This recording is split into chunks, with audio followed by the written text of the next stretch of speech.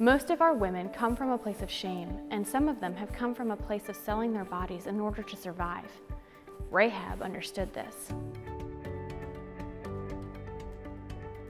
Rahab is known for her profession. Her introduction in Joshua comes from the fact that the 2 spies that Joshua sent into Jericho somehow ended up at a prostitute's house named Rahab. Why they were there, we don't really know. Maybe it was ill intent, or maybe she recognized them as Israelites and invited them back for safety. Either way, it's clear that the city knows who they are and why they're there. It's also clear that Rahab had already made her choice on who she feared, and it wasn't the local king. She hid the spies in her home and lied to the king when asked to bring them out.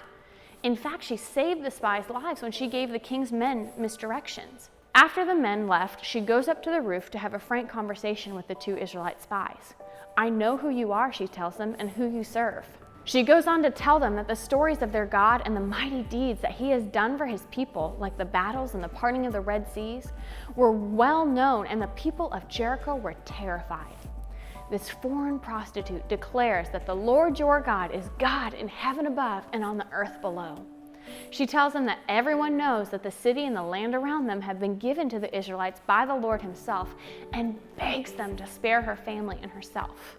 Now, if this was fair and there was no grace, this woman shouldn't have gotten a second chance. Her profession, who she is, where she's from, everything points to her being abandoned and forgotten. But not to the Israelites, and certainly not to God. The Israelite spies swear it, telling her that she must hang a scarlet cord so they can mark her home to save them. She agrees, lowering them outside the city walls, and immediately hangs the cord. I'm sure that the scarlet color is no coincidence, with the blood of the lamb being so crucial to the Israelites, especially just coming out of Egypt. Like the Passover blood marking the homes of the Israelites so their firstborn sons can be saved, so Rahab and her family are saved with the marking of a scarlet cord. When the day of the battle comes, the cord is firmly in the window, and the Lord miraculously causes the walls to fall at a shout of praise. There is no doubt who won this battle. Not the men, but the Lord. Before the Israelites completely level and burn the city, as God commanded, Rahab and her family are remembered and rescued. She, her father and mother, brothers and sisters, and all who belong to her are brought outside the camp to live as foreigners on the outside. But her story doesn't end there. While no mention of Rahab's family occurs again, Rahab is mentioned several more times. Her faith is credited to her as righteousness in the New Testament books of Hebrews and James. And Rahab's faith so overshadows her past that she is ultimately welcomed fully into the Israelite community, marrying Salmon, an upstanding man from the tribe of Judah, from Leah. And this marriage leads to Boaz, leading to Jesse, leading to King David, and ultimately to Jesus. What a restoration. Like Rahab, our women have pasts that they may be ashamed of. Some of them have sold their bodies for safety, for drugs, or just to try to find pleasure.